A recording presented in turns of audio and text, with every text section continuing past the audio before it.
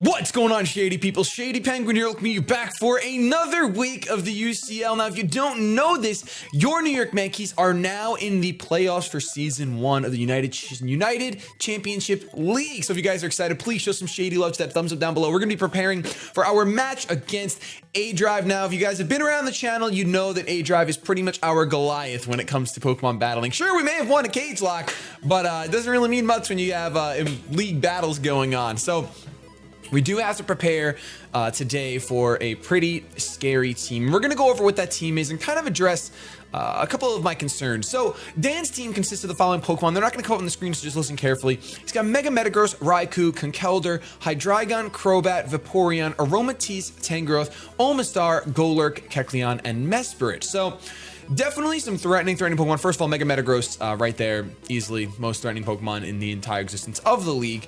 110 speed, outspeeding our potential Mega Pinsir. Any variation. He's got a Raikou, which is scary fast. In fact, something I'm going to address right now is I do think he's going to end up bringing Choice Scarf Raikou simply because of our last match. Now, let me talk about that really quick. So we had a match, obviously, week 2 in the UCL, and I lost. And I lost stupidly. I think I could have just won had I gone out into Jolteon before I went into Infernape. I would have won. So it's totally my fault. But Dan is a lot better at rematches than I am. Actually, a lot of people are a lot better at rematches than I am when it comes to league formats. I don't know. It's just not one of my strong suits. However, it did take a lot of time through this together. I did run things past my friend Pokemon, who did give me a little advice. We changed some stuff up.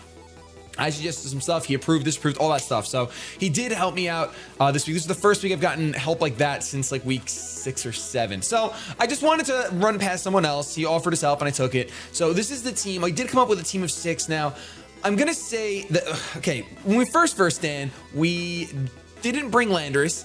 We brought a Gramble and we brought a Shiftry. Granted, Shiftry and Gramble put in a lot of work when we first brought him.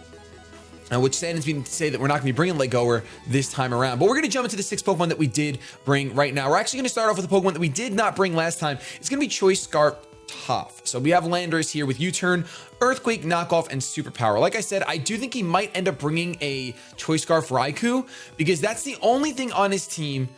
Then again, hold on, let me not say that. Last time he brought a Choice Scarf Hydreigon. I kind of expect that again. Or I expect him to not bring the Hydreigon at all. Maybe he'll bring the Golurk or the Kecleon in favor of the Hydreigon.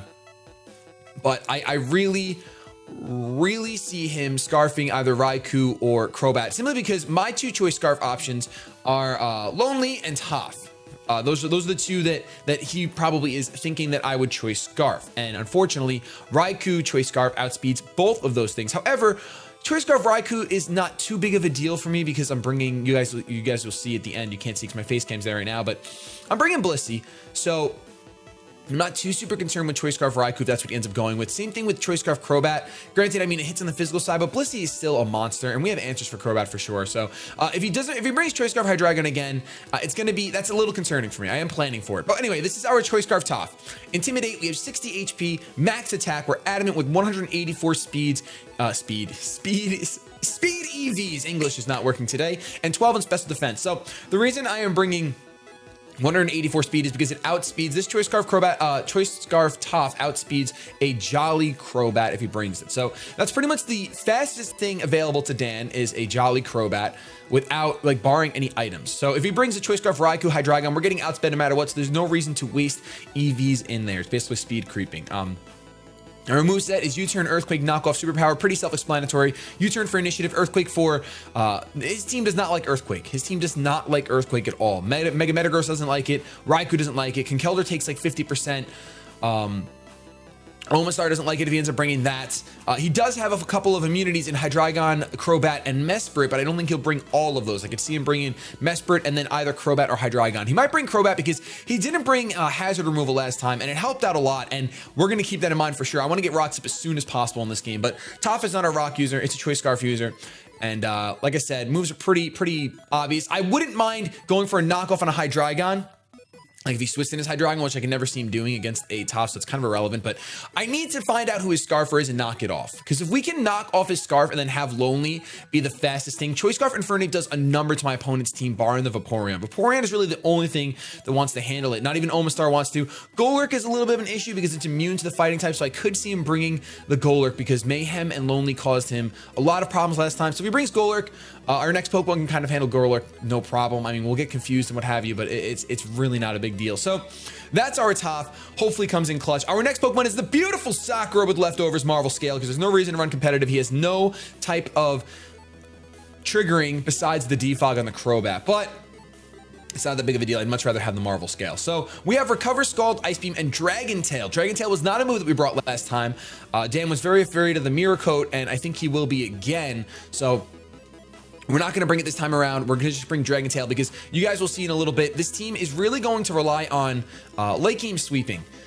What I need to do is I need to get my hazards up. I need to get some residual damage, some chip damage, all fun things, and then go in with my Choice Scarfers and just click the strongest moves I can. Like click EQ, click Flare Blitz, click Close Combat, whatever it ends up being, just click that move. So this is our Milotic with 244 HP, 252 defense, 12 in special attack, and then I have a positive special defense nature. I'm running a calm my Sakura because she needs to stay calm. But realistically, it's because I want to be able to take hits from the Hydreigon on either side. I want to be able to take hits from the Mega Metagross, obviously. And then Raikou, I can take hits a little bit better since I'm calm if I need to. Conkeldurr is a huge problem, and you might be wondering why we don't have Mega Pinsir on our squad.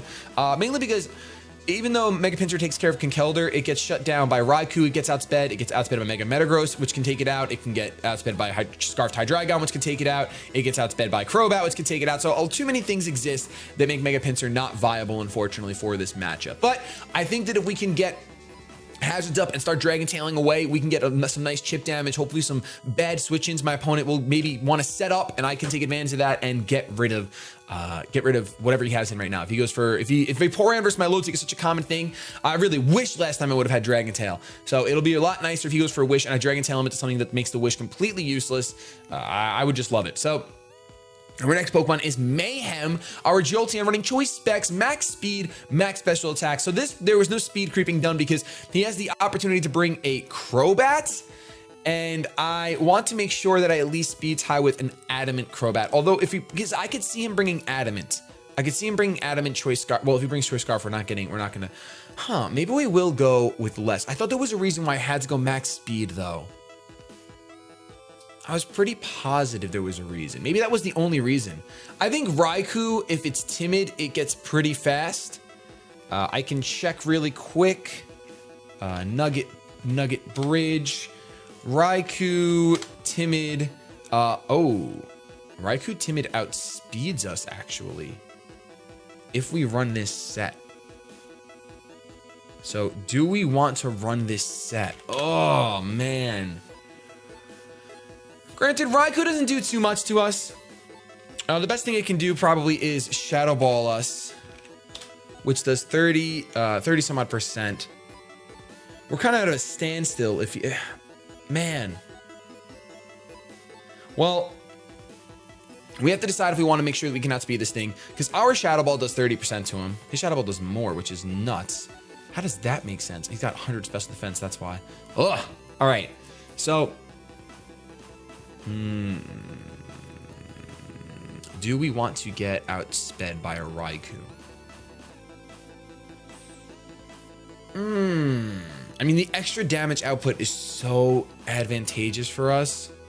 Well, hold on. This is timid Jolteon. So if we go modest, our Shadow Balls do more than his. Oh, no, they don't. They still don't do more. They do a good amount, though. But we get outsped. I feel like speed is so important in this format. All right, we're going to have... But it's just Raikou. We outspeed the Mega Metagross. Right? I'm pretty positive we outspeed the Mega Metagross. Yeah, we outspeed it. I think we're just going to say that we get outsped by a Raikou. We have 2 Choice Scarfers. So I think we're just going to say we get outsped by a Raikou. So we're going to go to 179 speed because that outspeeds Mega Metagross while giving us a little bit of wiggle room in our HP. And nice 4 in special defense. Ah, man. Do we want to do that? I mean, the only thing I get outsped by, I'm accepting that I would get outsped by Crobat because I would lose a speed tie. If I went timid and he brings Crobat, I would lose a speed tie. I understand that. I'm accepting that. No problem. What I don't want to, do I want to accept being outsped by a Raikou as well? I kind of do when we have answers to Raikou. I mean, if he ends up being choiced, America has a lot of fun. So much. Americans are switching for Raikou no matter what. So I think we're fine with being outsped by Raikou. America literally says no to gosh darn Raikou. Really does. Even Aurasphere does like nothing to Blissey. So I think we can afford to be outsped to make sure we have that extra damage output. Because honestly, modest, like a modest Shadow Ball to a Mega Metagross is let's see. Oh my gosh. It has a 6.3% chance to OHKO after rocks. So double rocks will make it so that I will have a really good chance to OHKO. So Mega Metagross is really not a problem for our Jolteon. Being able to just go Shadow Ball. Remember, Dan has no normal types.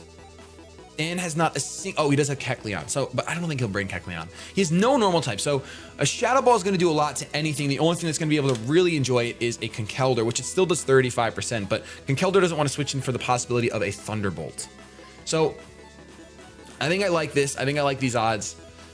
We can just be outsped by Raikou. It's not a big deal. Hopefully it's not a big deal. He could be going Hidden Power Ground. He could have Hidden Power Ground. Hidden Power Ground, which does 57% to us. So nothing crazy, something we can keep an eye out for. As long as we are out of that range. With Mayhem, when he switches it in, we can be fine. We have a ground immunity in Toph. Not to mention, if he goes HP ground, he has nothing for Toph. So I don't even think that's an option. Okay, so we're fine. We're fine with getting outsped from the Raikou. The other thing that's good about getting outsped by the Raikou is that we can get a slow Volt Switch off. We know that if we have to take a hit, we can get a slow Volt Switch off and get initiative out into either Toph, Lonely, or whoever we want to get out initiative into. So I actually like that. I just convinced myself. Our next Pokemon is Lonely the Infernape, rocking the Choice Scarf. I know! I've never played double Scarf before, so you know what? Why not do it in a very important game like this, like week 1 of the playoffs? But I think this is going to be really useful. Infernape put in a lot of work against Dan's team, and I think he's going to be prepared for it. That's one of the reasons why I think he might end up going Choice Scarf, either Crobat or Choice Scarf Raikou, because the Hydreigon doesn't do the job. The Hydreigon does not do the job against the Infernape. So this is our Infernape running U-turn, Flare Blitz, Overheat, and Close Combat. So double fire coverage. The Overheat is there for the Mega Metagross. It will drop it like a rock, and it's also there. Now, why do we need Flare Blitz and Overheat? Well, if we don't want to take the recoil, like if we go for Mega Metagross, and we have Overheat does 96%. So Flare Blitz does the same amount. Granted, Flare Blitz does the same amount, but we don't get all that recoil. So I really like that about, actually, hold on. This damage calc is lying to me right now.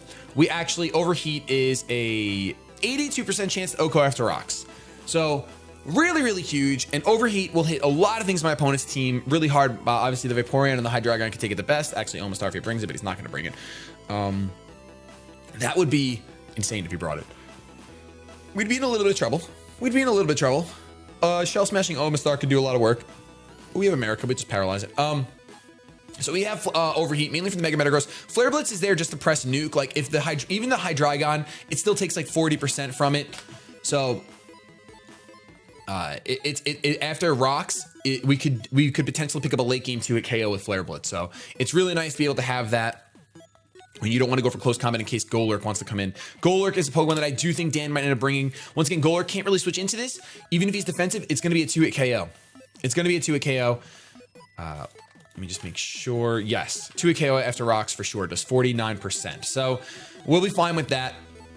And I can see that being a very big switch in for him, as well as the Vaporeon. So he's got a lot of potential for sure to take on this 8. But having Flare Blitz and Overheat, I don't need Mach Punch because I'm Scarfed. I don't think I need it. I'm sure I'll regret that when Conkeldurr has 2 HP left and he Mach Punches me to death. But you guys can see we have 16 HP, so we have a little bit extra bulk, barely, but a little bit. Max attack, 184 speed with a Naive nature. So the reason why we are running Naive is because we want to sit at 166. Now, can we sit at 166 without Naive? I don't think we can. I'm pretty positive we can't. No, we can't. All right, so we want to go back to positive.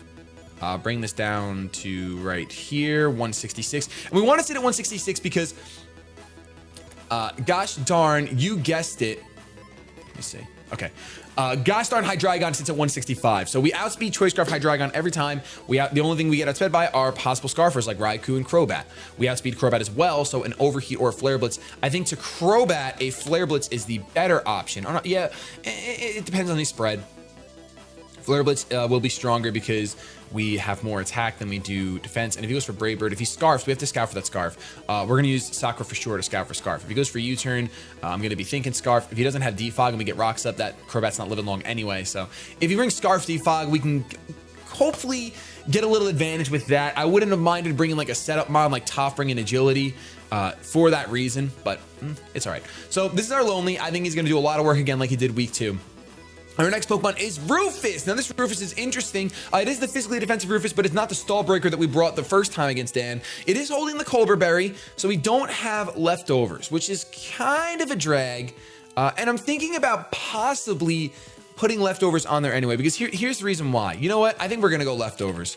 Because you guys can see his moveset. We have Defog, Roar, and Knockoff. Now, those are the 3 very important moves. Knockoff is here because last time Dan switched in Hydreigon so much. And I wouldn't be surprised if he wants to switch in his Crobat against the Mew. Not really. He would never want to do that.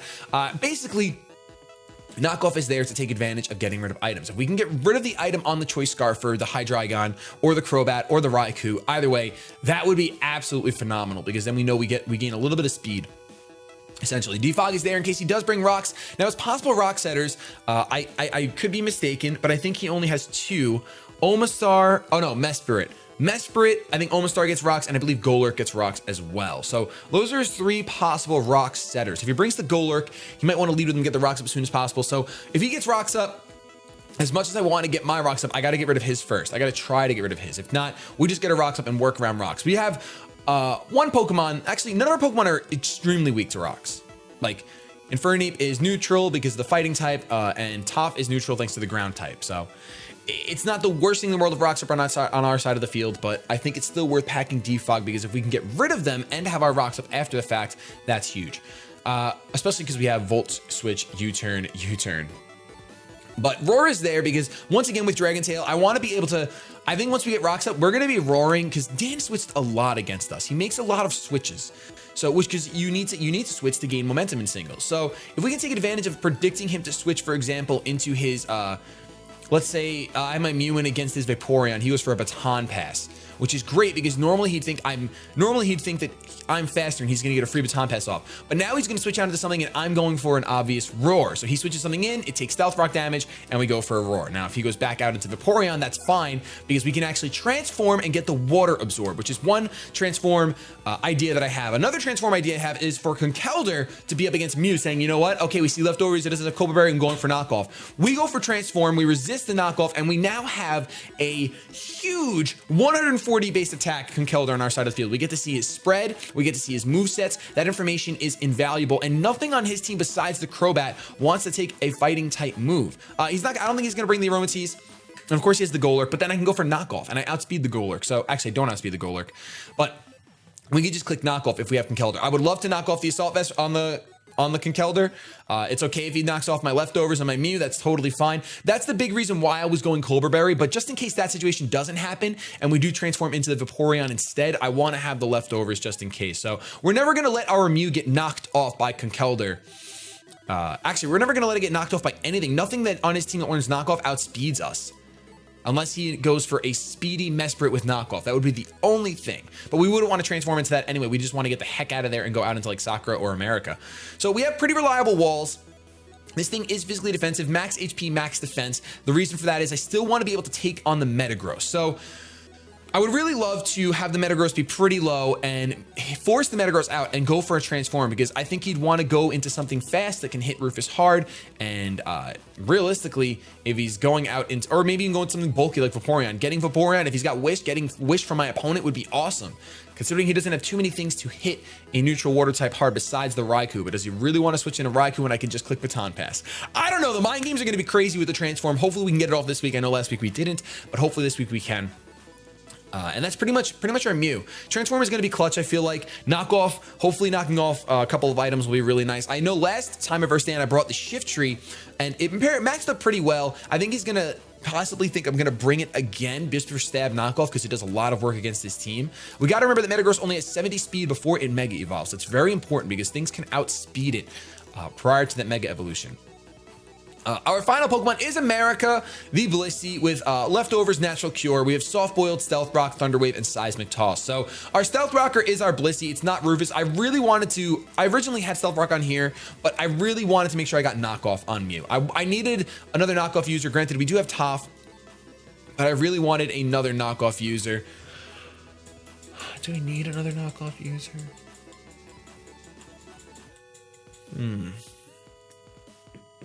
If we have Toph with knockoff, do we need another knockoff user? I think it's for the best that we have another knockoff user because Hydreigon loves switching into Mew.